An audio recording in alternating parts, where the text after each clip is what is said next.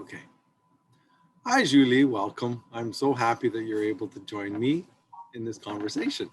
Thank you.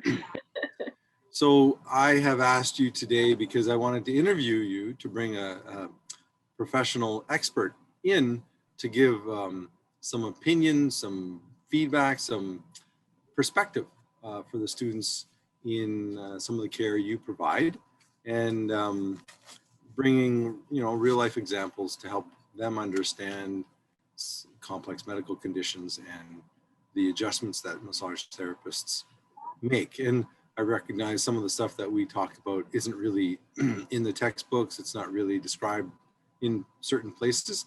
So that's why professional experience really rounds out the information that's either published in trade magazines and research and textbooks. So it rounds it out really well. And I really appreciate you taking the time to speak with us. My pleasure. Okay, so just for the sake of the audience, the students, what I asked Julie to do is prepare some example about things that she'd like you, to hear about. So without further ado, Julie, feel free to launch into sort of the case idea that you've chosen. I wish I told you this first. I was following more of the questions that you had written down. Yep. Okay, I couldn't really relate it to one case in particular because a lot of them are similar. Right. Did you want to ask questions instead? Sure, I will.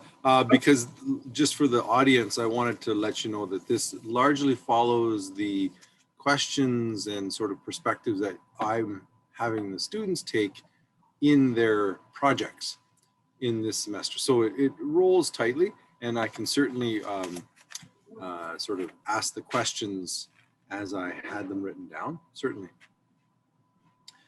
So one of the themes is to adapt to changing health conditions, and that condition or that adaptation is considered over the natural course of a disease or the course of a person's life. So I asked Julie to think about case related or cases related to changing health status and complications that arise, and adjustments that she has considered, even if it meant stopping treatment.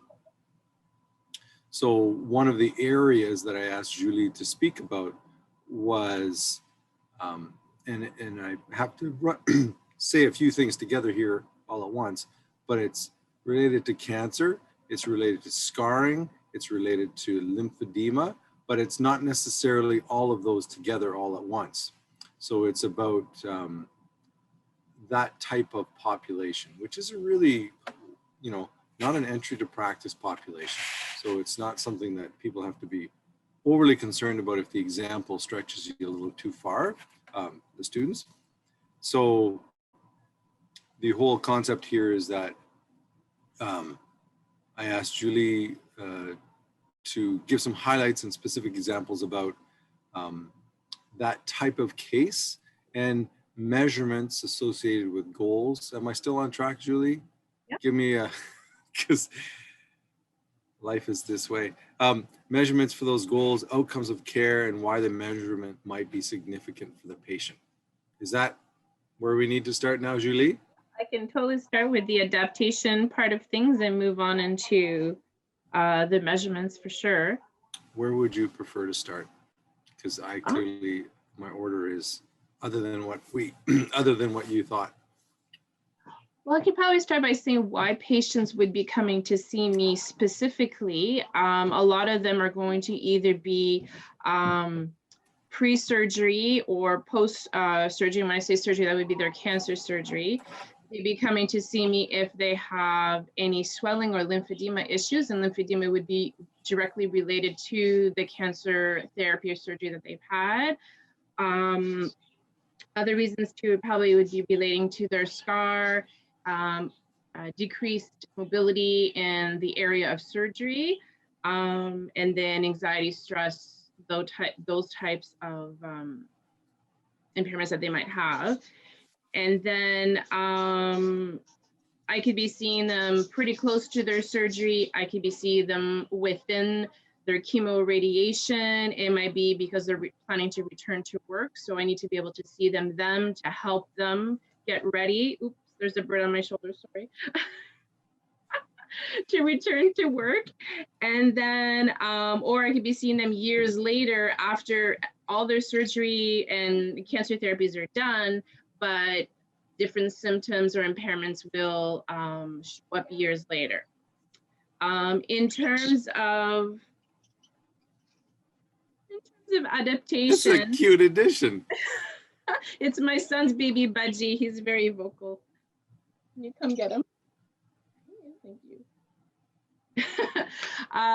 In terms of adaptation, that can be week to week, treatment to treatment. It can change quite drastically depending what it is that they're presenting with in terms of impairment or where they are in their stage of cancer recovery. That adaptation can be related to, as you said, sometimes we have to discontinue treatment if they ended up having a cellulitis infection, if they've had a reoccurrence in the area, or if there's a significant metastasis that they've found that we need to just stop treatments for now until we they further investigate and have a better idea of the patient's condition. Other adaptations can be based on changes of medications. That can either we have to alter the treatment that I have to do, or ways that we're doing it, or again, we might have to stop. One adaptation that people kind of don't realize sometimes is with chemo, the patients will have what's termed chemo brain, where it's really difficult for them to concentrate or multitask. And so the adaptation as a therapist that you have to do is when you're giving them home care or instructions or anything that's more than one step, you have to make sure that you keep it simple for them, more simple than usual, write everything down, follow up with instructions, just so that they have something written and visual for them, because they just easily forget or get easily overwhelmed. So you just have to adapt things until eventually it will get better, but it can be quite intense for some. Another adaptation, sometimes it would be more so maybe a caution, but with some of the medications as well as the chemo, they can develop a neuropathy so that they have loss of sensation in either their fingers or their toes. And so we'll either have to modify or avoid the area, just depends on how sensitive it is. And eventually that too will get better, but you definitely have to adapt to what you do. And that means if it's bandaging or doing manual lymphatic drainage in the area, all those things have to be considered. Kind of went off there, Marvin. No, that's totally fine, because what I've been doing is jotting down these pieces, because I should mention that your expertise in this case is with respect to lymphedema. Yes. So what we've posed for the students is the fact that lymphedema, it's often associated in your practice with cancer therapy. So that might be pre-surgical intervention, pre-radiation, or following radiation. For some reason, someone has lymphedema, which is not a regular little swelling. It is large, often limb-oriented. And that lymphedema may be blockages in the lymph nodes themselves, the primary lymph vessels, which lead to that backup. So obviously addressing this lymph and then the complicating factors of the cancer care lead to it shows your capacity to adapt.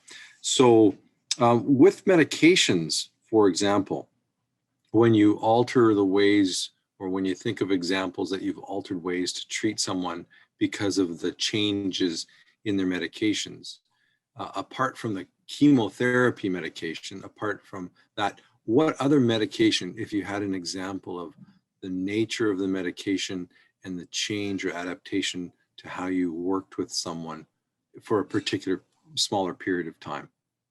So sometimes they will have a change in their blood pressure medication. So when they start playing with that, when it comes to lymphatic drainage, you really have to make sure that the organs are, the functionality of the organs is not being affected by that. So when they change the medications, or if they're put on high blood pressure medications, then we have to modify, then I have to modify either the amount of lymphatic drainage that I'm doing, the location, the direction, all those components to make sure that we're not increasing the load to those organs and creating more issues than there should be. Right. Another one would be probably steroids is one that is a big one because it can induce swelling, not just in an area, but as an overall body. People can really change swelling wise. They'll look just like their normal self, and then on the steroids they look like they've gained 20 pounds, like overall the whole body. So those definitely is something that's affected. It affects the way you can do lymphatic drainage too, because you're not going to be as effective, but you might need to treat the person as a whole, as opposed to if you were treating them for their lymphedema, because now they're having swelling everywhere. But that goes again with working with their oncologist or healthcare practitioner that has changed their medication or added those medications to their treatment. Okay. And one of the questions that I was going to be asking you about was that communication with the other healthcare providers. Can you describe some of the interactions that you commonly have with other healthcare providers because of the care that you provide? So many times I'm in touch with either their oncologist or their oncology team, whether I have questions about the patient's status or if I've noticed something in treatment that I think they need to be aware of. A few times over the years, I've come across either suspicious lumps or something that might be pointing towards a reoccurrence. Or for example, I had a patient that spontaneously, she was coming in for lymphedema in her arm. However, she started to have swelling in her, what we call the terminus area, just above the clavicle. And that's usually a sign that something more in terms of cancer, it could be happening. So I was definitely in touch with her oncology team. From another perspective, I work really closely with physios in the community so physiotherapists in the community that also do cancer rehabilitation. And we often are sharing the patient back and forth because they have modalities that they could be doing. I usually will get them to concentrate more on the exercise, strengthening part of things so I can do the hands-on. And oftentimes we'll be switching back and forth on who does the bandaging and the compression, because that's also part of the lymphatic drainage component is compression of that edema. So if I run out of time, then usually I'll get the physio to do that. So we're able to share back and forth the treatment for the patient, which makes it really beneficial. So that form of communication, Julie, is it email, text, phone, letter? I'm just trying to give a really specific perspective, because I know when you work with a team, you probably have phone numbers and you call people and leave messages. Definitely phone calls. Sometimes they prefer, the oncology team prefers emails just because they're so busy, and then you can probably put a lot more information in an email versus a phone call. With the physios, I think it's a combination of both emails and phone calls. I try not to text or anything like that, and I try to make sure if we do share information that it's just initials or some type of an ID that doesn't actually say the person's name. Yeah. No, I was just thinking of the communication because I'm not really speaking of the privacy related issues, but I'm certainly glad you mentioned that. Absolutely. And sometimes we do good old letters too. Sometimes I'll send an oncologist a status report on the patient, and that'll be in a form of a letter. We don't do that as much, but that's still, the oncologists prefer that. Right. I was, when I did that, I was back in the day with faxes to offices, and that's, yeah, that's just the way it worked. Some people might not even know what a facsimile is, but Nope. anyway, super. All right. So I did interrupt there. Did you have more on that particular note, or? Not that particular note. I know that you had mentioned measurements for the goals and outcomes. Would you like me to Yeah, expand on that? Okay. sure, please. So when a patient will come and see me, usually the measurements and outcomes that we're going to use, there's a variety of them. It depends on the severity and what their goals are.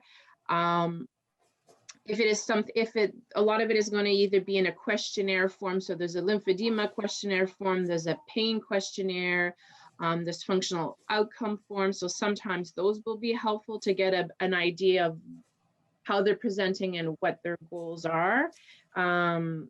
Especially if it's to return to work, that's a big key.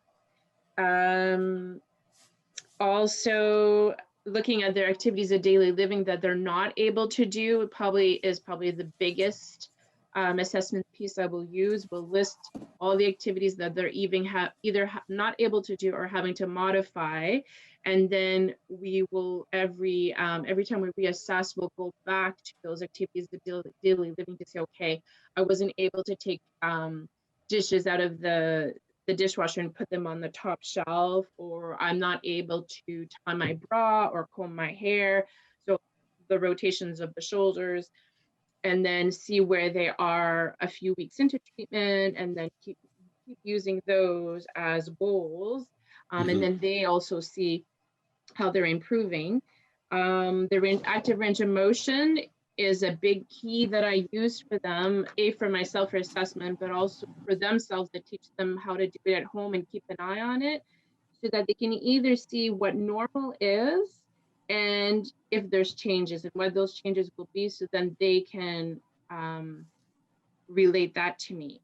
And when they see that and then after treatment, if they go home and do their active range of motion and say, wow, I can do external rotation here and there's no pain, they know that they are improving, and it mentally, that is just really another good benefit of Right. and then the other measurement I would do that's probably key for lymphedema is the circumference measurements of the limb or the area that has the swelling.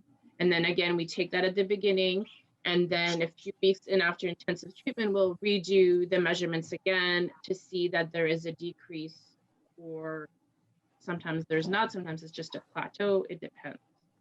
Right, right. Yeah, and I certainly can, show some images and things related to that, because I'm familiar with that. Because I also recognize that sometimes moving fluid doesn't necessarily change the volume, you just change the position of the fluid, which would be a treatment sort of something to avoid. You want to, yeah.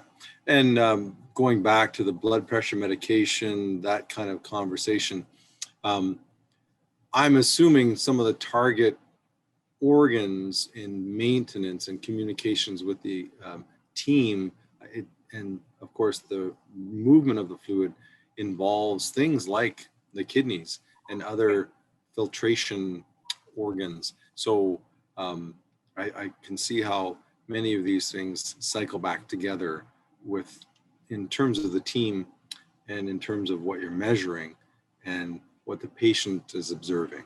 So that's really, they're really good. Super.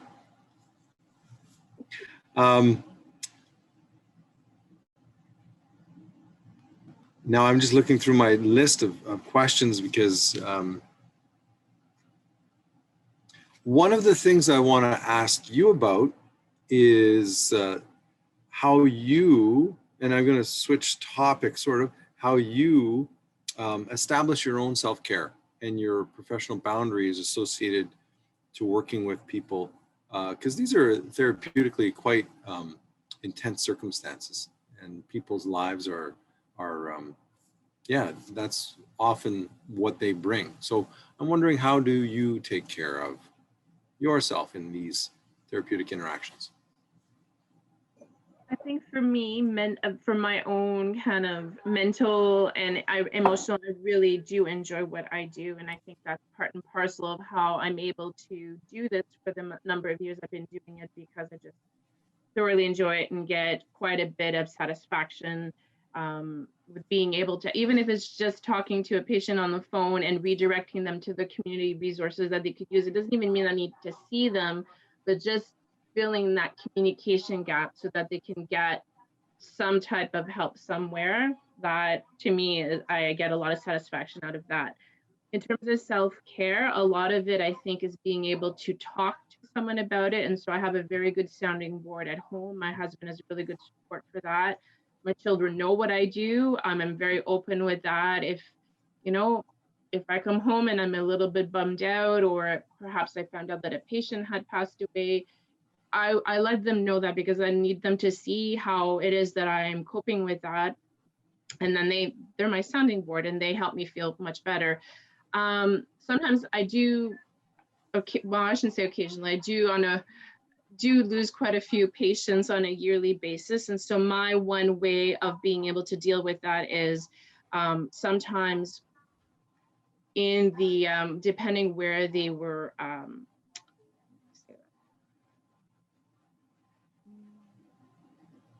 their funeral arrangements, sorry, there's a way that you can donate to have a tree planted. And so to me, that is how I give back to them, is I plant a tree in their memory. And that just helps me be able to get closure with that. And it makes me think of everything I was able to help them with their journey. Right. And that adds a positive note to that type of mental self-care. Right. Well, no, I appreciate you sharing that. That's quite personal. Thank you. Yeah. Yeah. But it can be quite heavy. So that's the other way of just, you know. Well, I absolutely recognize that. And that's I think part of what is not always, well, it's not always part of the conversation. No. It's always about fixing and measuring and helping, but there's people involved, and that's the perspective that I really want to drive home. Yeah. Thank you, Julie. You're welcome. Now, were there other points that you wanted to speak about? Because I don't want to cut you short, but I just want to make sure that I have you describe the things that I asked, and there might be other things top of mind right now for you. Okay, well, let me just go. I'm going to put my head down. I'm just going to look through Yeah. the notes. We talked about the measurements and outcomes and medication, so that was good. I think, did you want me to elaborate a bit more on the contraindications and precautions, or did I touch upon that a bit? No, please go ahead. Okay. So some of the contraindications, of course, the ones that are a bit more obvious would be if there was a reoccurrence in the area, or if there's an infection with lymphedema. Infection is cellulitis is a big worry and a big factor. So definitely there would be precautions and contraindications to that. Any wounds in the area, it could be whether it's related to the lymphedema or the wound itself from the surgical scar from the cancer treatment.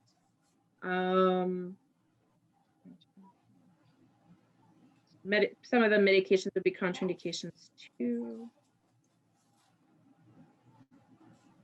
And the skin integrity is really, so undiagnosed lumps and then skin integrity. So it doesn't have to be a wound, but you may not want to be doing lymphatic drainage on an area that the skin is starting to break down.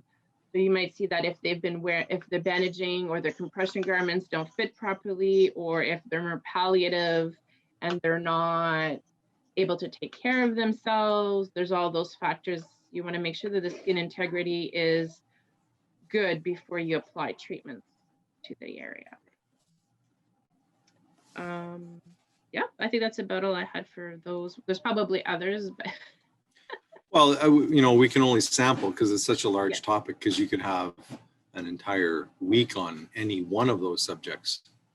So no, I wanted to make sure that we covered with, a degree of comprehensiveness, but comprehension to examples in the patient case.